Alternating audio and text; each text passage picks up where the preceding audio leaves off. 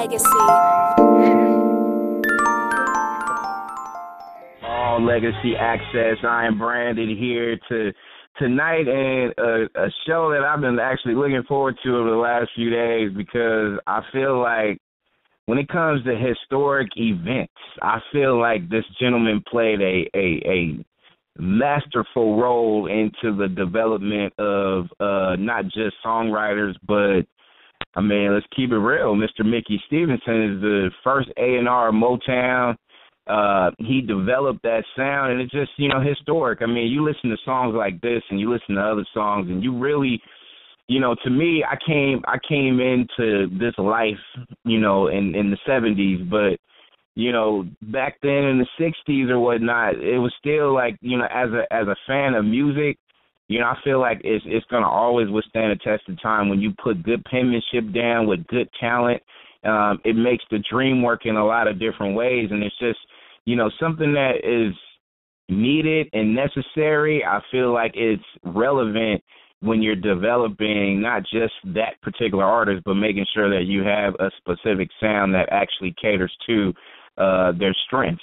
And I feel like when it comes to introduction, I feel like Mickey Stevenson, not only does he deserve one, I feel like he deserves more.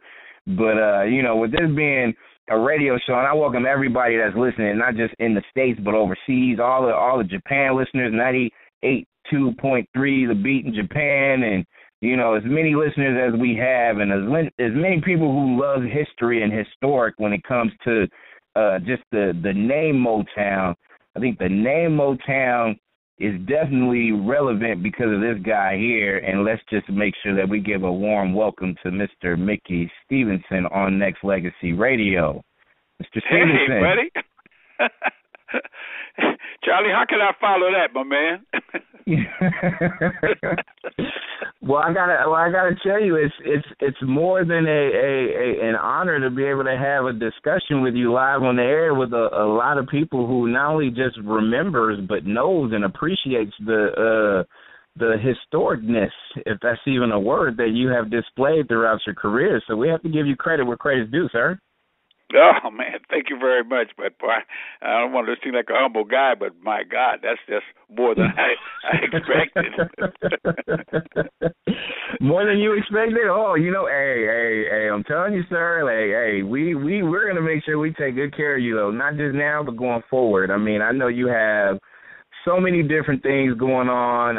I know you have a book I know you want to talk about. I know you have just your opinions when it comes to just the evolution of music. But I want to take you back in the beginning, because you're the first person who has had their foot in not just A&R work and production for Motown, but, I mean, did you know back then that some of the stuff you were writing will still withstand the test of time as we look into it now in 2016?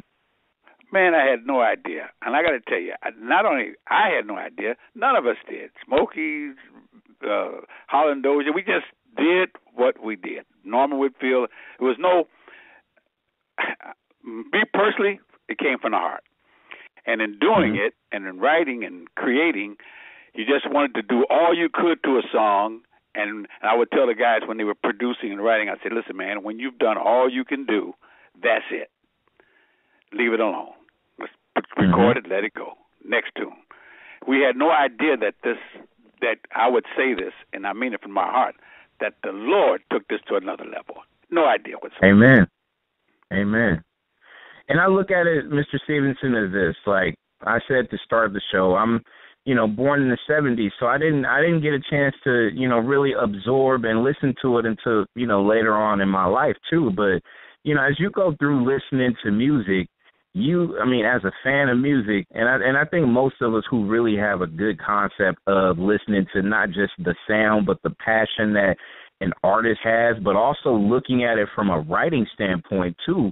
Like, I feel like when it comes to, your penmanship, sir, some of the things that you have helped put together. I mean, not just the Smokies and the Marvin Gayes and the Stevie Wonders, but I mean the evolution of it and just how it all was put together. Just it just made what it was, which was good, beautiful music. And my question to you, Mickey, is this: it's like you guys didn't know that you were creating history, but how did it feel after a certain song was done and produced and put out there for the listeners at that time? That's a surprising moment there. When you finish a song and you work on it forever in the studio and all that wonderful stuff, hearing on the radio, that's good too. You get a thrill out of that, no question.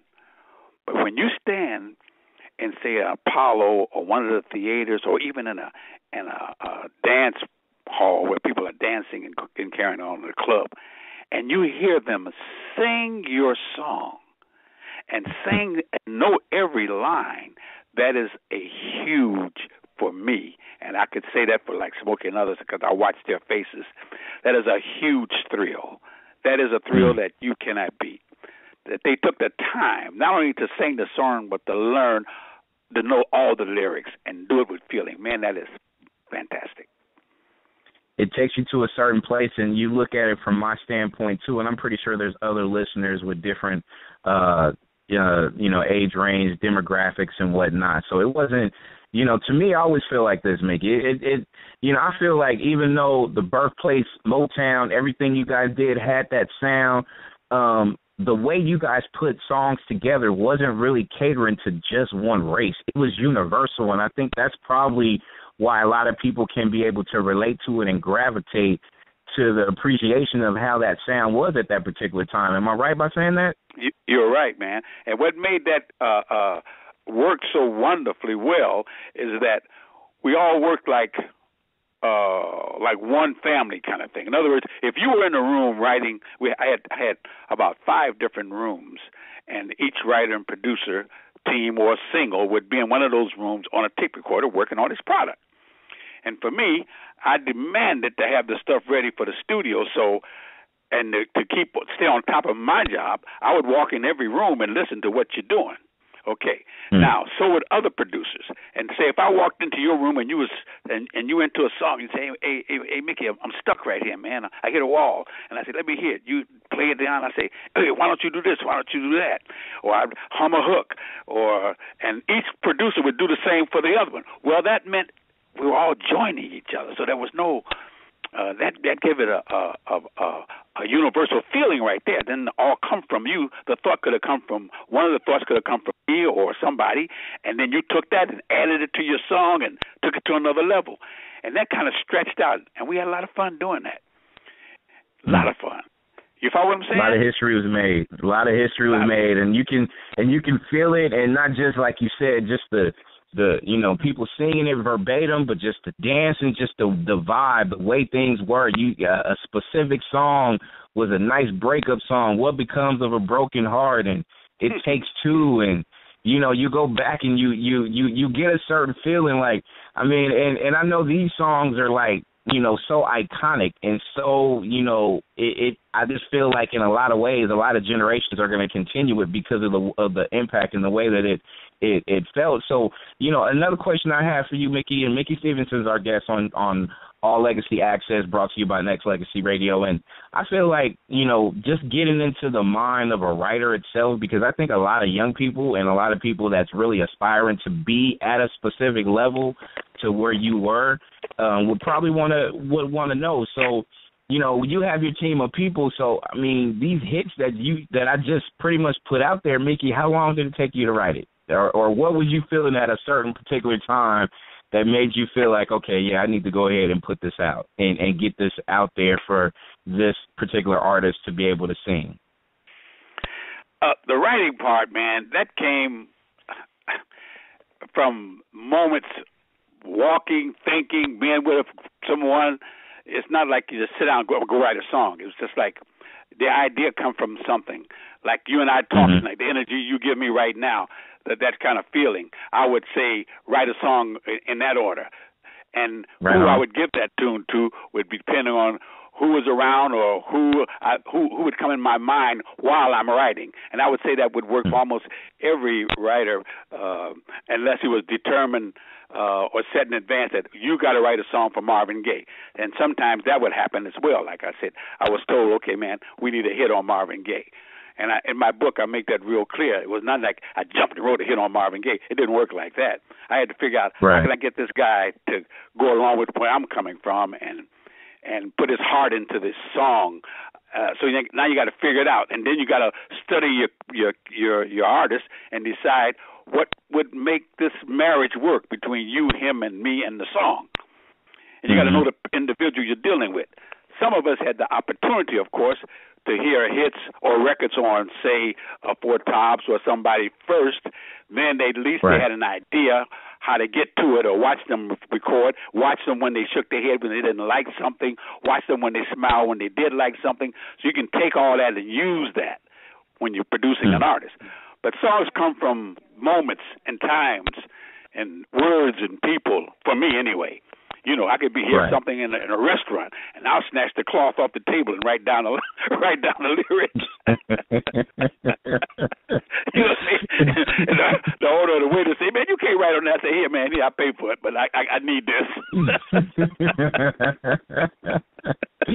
I mean, I'm sure those are where, you know, some of those real moments that you know, probably Uptight, you know, by Stevie Wonder probably came from a napkin that Mickey wrote and had an idea, and he just continued to push it through. It's beautiful to be able to hear it, man. Here's a funny one for you. Marvin Gaye, the Stubborn Kind of Fella, that song, that came from him as a person.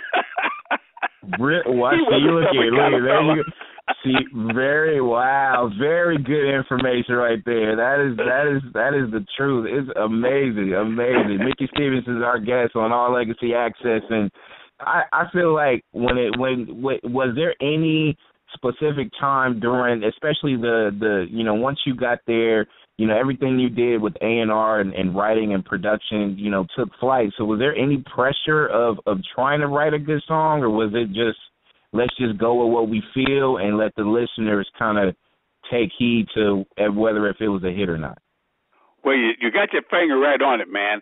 But we had a meeting once a week that we call quality control, and in that meeting, we brought all the tunes. It was my job to make sure all the tunes were there, I might add, that were submitted on the artist for the next release or what release they would have or whatever. So we had to sit down with these songs, and in that quality control meeting, you had an opportunity to listen to everybody's product on any particular artist. And in doing that, we would even decide as a unit, okay, these three songs are better for, say, the Four Tops. Which one is going to be the one? Well, every producer wants his tune to be the one, of course. That speaks for itself. But that may not be the one to go out. So between Smokey, Barry, and I, and a few others, we'd sit there, and we'd have to figure out which one's going to go. Now, me being an A&R director, I would be betting on my songs and the songs of the producers that I told to write that particular song. So now the money would have to come up on the table. Put your money where your mouth is. That's right. So what I'm saying is we'd play those tunes again, and we'd come up with some format of bringing someone in, outsiders, got nothing to do with anything, listen. You know, sometimes we'd have a table of young kids there, and we'd play 5 or 6 songs and stick that one in the middle and get some kind of feedback other than, but remember, we have already broken it down to maybe 2 or 3 songs. You follow me? Now, which one of those 2 would be the one? So we use some kind of approach to try to find, other than our own egos and prides, to pick out the one that would go out. And thank God, 90% of the time, we were right. There you go. That's what you love to hear right there. And I feel like that when it comes to just the selections, I mean, you know, and Mickey, I said again, I'm gonna stress this, and all the people out there that's listening, like, the way I feel right now is the way I feel, because to me, I always feel like the writers and the people, like the artists, is always going to be, it's kind of like the quarterback of an NFL team. They're going to get all the glory. But when you don't have when you got a pretty solid defense and they're pretty much doing a lot of the lion's share of the work too, you don't hear them as much.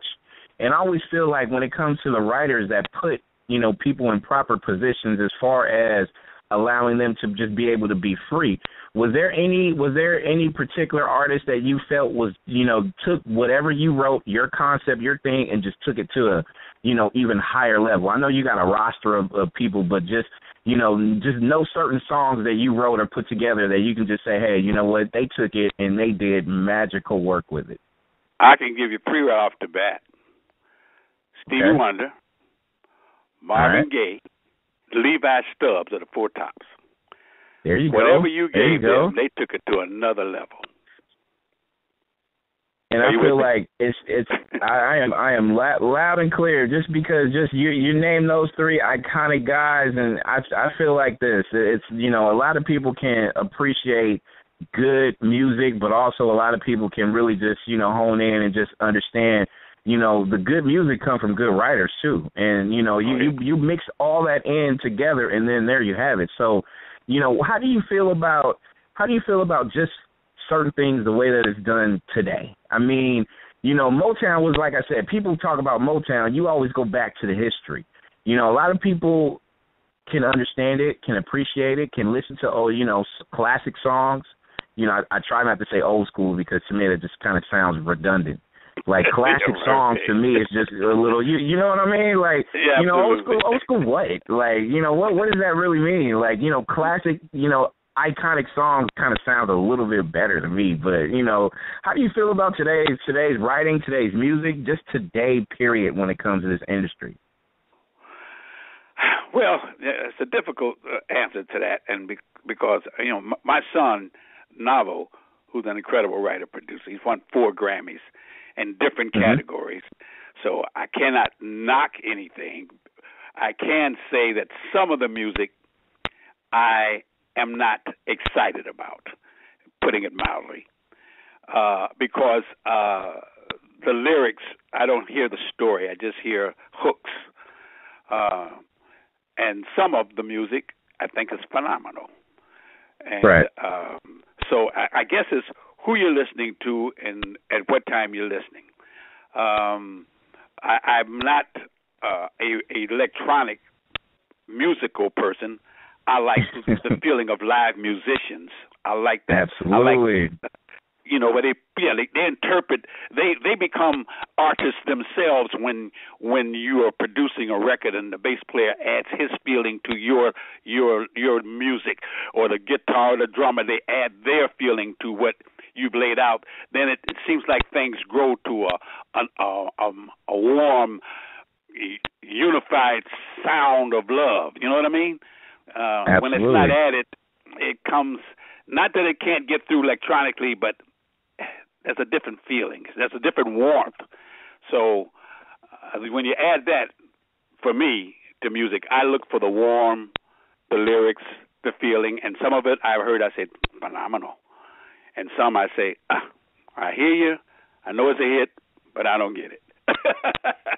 It's like this, Mickey. I hear it, but I don't feel it. Like it's like it's like you're inhabiting a body with no soul. Like what happened to the soul at the end of the day? Like, and then a lot of us go fishing for those classics. We go look for Jimmy Ruffin. We go look for Marvin Gaye. We go look for Stevie Wonder. We go look for the 4 Tops, the Temptations. A lot of people who matter, like, I mean, because to me it's like, and I'm gonna say this, and I hope you can feel me where I'm saying. It's like, you want to date that one lady so bad, but she gives it to you too quick, and it's just, no, just take your time. Just take your time. It's okay. Like, slow it down. Let it age like fine wine. You know what I mean? Like, let that be, and it'll last longer, and it'll taste better, and you won't forget that feeling. You get what I'm saying? Brother, you're getting deep, brother. You're getting deep. Hey, man, you know it. We have the iconic Mickey Stevenson, first A&R of Motown on All Legacy Access, brought to you by Nexxlegacy Radio. And you got books. I need to know what's going on. What's going on with the books, sir? My book, Yes, sir. Motown's First A&R Man Presents The A&R Man by William Mickey Stevenson. Now, the book is on Amazon. You can order it from Amazon without a problem. The A&R Man. Okay. And I got to tell you, I put a lot of information in there from the heart and how it really happened. I mean, it's not like a book about what song did this and who wrote that. It's not that kind of book. It's about the inner makings of Motown. And me tied to it because it's synonymous. It's part of my life. But above all, information. The gifts come from God, but the work come from each one of us to develop that. Right. And I explained that very clearly. And it's cost you.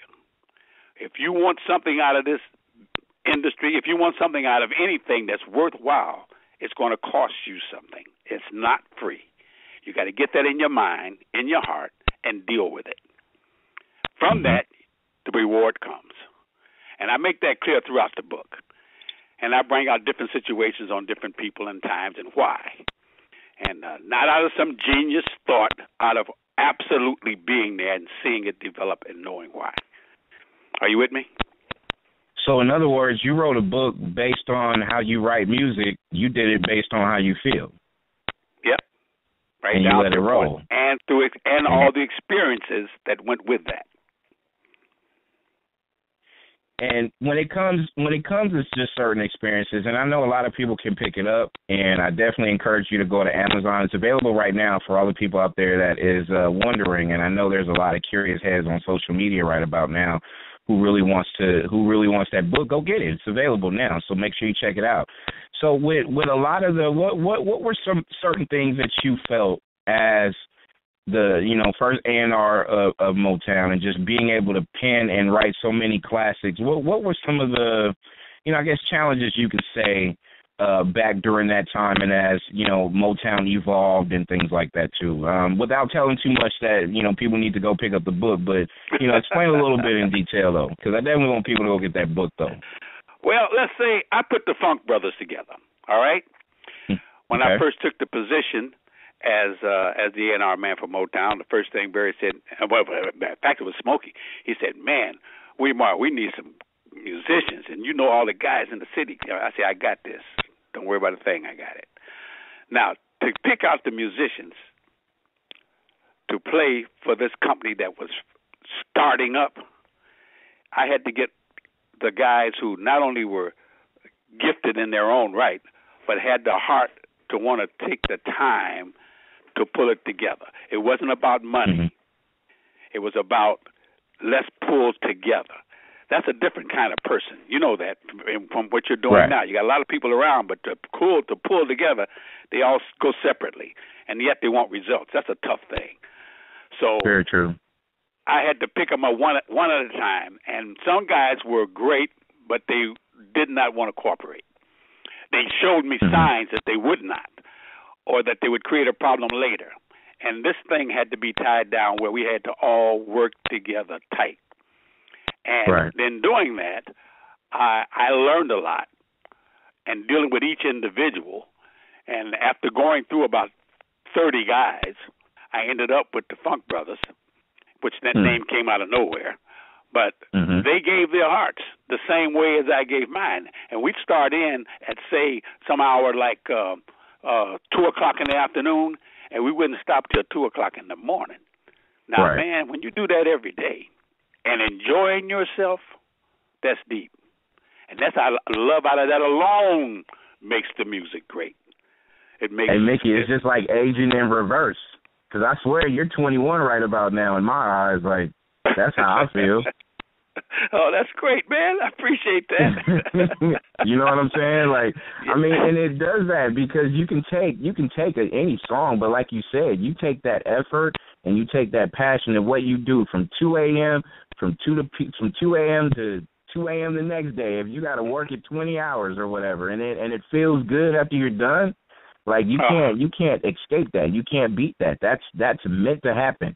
And to me, a lot of people don't understand it, and you're right. And to me, it's just like I look at the industry or I look at people's efforts, and they're, you know, you can do a 9 to 5 all you want to, but are you getting what you deserve out of that 9 to 5 during that stretch? And if you're not, then that means you need to put in a little bit more work to be able to get to what you want.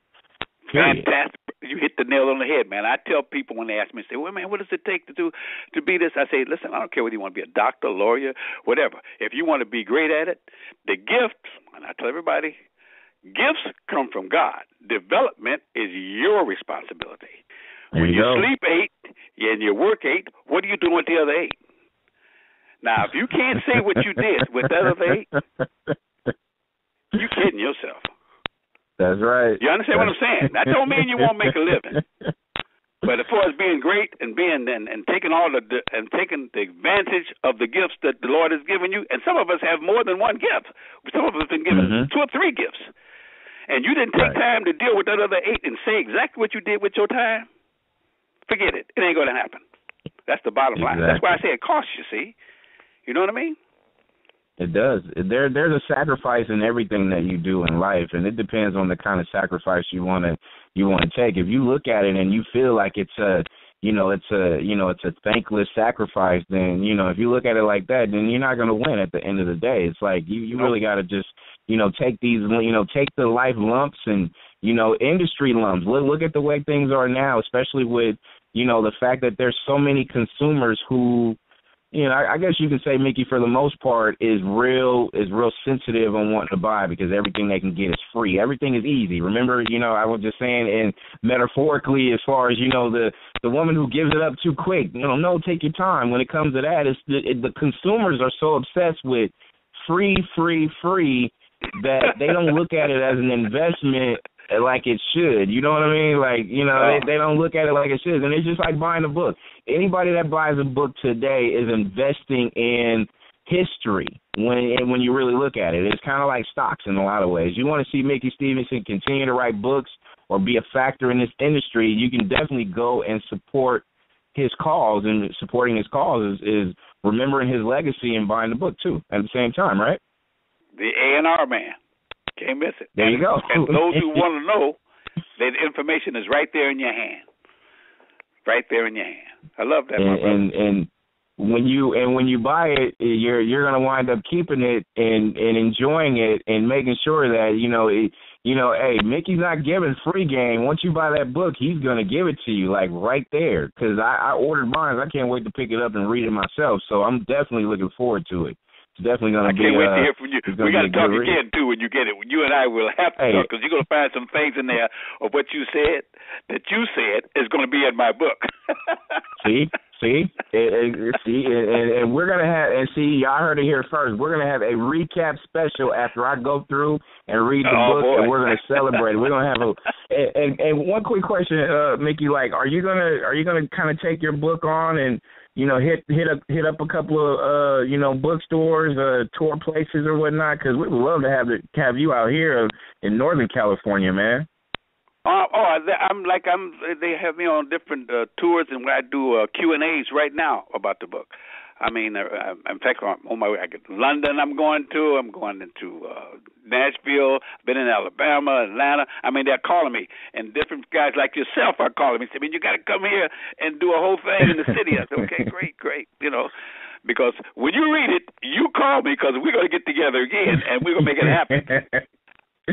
Hey man, I'm definitely looking forward to it. It's gonna be a blessed thing for sure. Mickey Stevenson, our guest, All Legacy Access, and a couple of quick questions before we let you go. And when it comes to the industry, I know we kind of talked about it, and I know we're kind of at a stage right now where it's a little loose with creativity. But if you could write for a certain artist, like first couple of artists that comes to mind, who do you think you can be able to win on a nice, just listening to the voice or listening to a specific artist? Who do you think is a solid one you could write for? Oh, that's a tough one. I mean, maybe I could write for anybody, but right now with the mood I'm in, it would be for a female artist.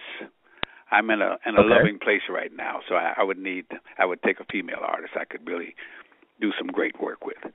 And to name one, I can take any one of them that's got the voice. To be honest with you, I feel the song. I feel that kind of passion right now. I'm in love. You know what I'm saying? Yeah. Mickey feels the love, so he's looking for that nice female voice that'll be able to take it to the top and just, stir something up in Mickey that'll just get him writing and get him, putting out something really solid for it. And it's funny that you mentioned a female artist, and I know this year we lost a great one in Natalie Cole.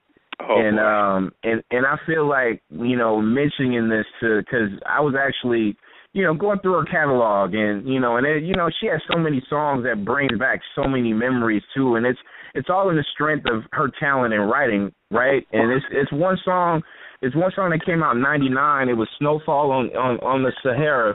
And I think if anybody can go back and really pay attention to those words and feel that, not just passion of that song, but the powerful words that comes with it, like certain things, Mickey, you can't deny. Like, good writing mixed with good music, good talent, it's going to give you, like, it's going to stir you up in a certain way that, it's unexplainable, and that's the power of music, right?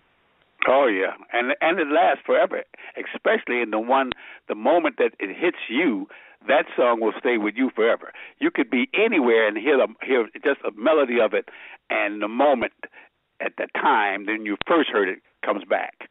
That's what's wonderful about music. Absolutely, the power of music, and I definitely hope that people out there listening definitely don't take it for granted. And I feel like the time that I spent talking to you and getting motivated by you, because you motivated me before we even met. So, now that we've met and we're cool and everything is everything, I'm ready to take on even more journeys and do a lot of different things, just get motivated just by appreciating the history and learning from you.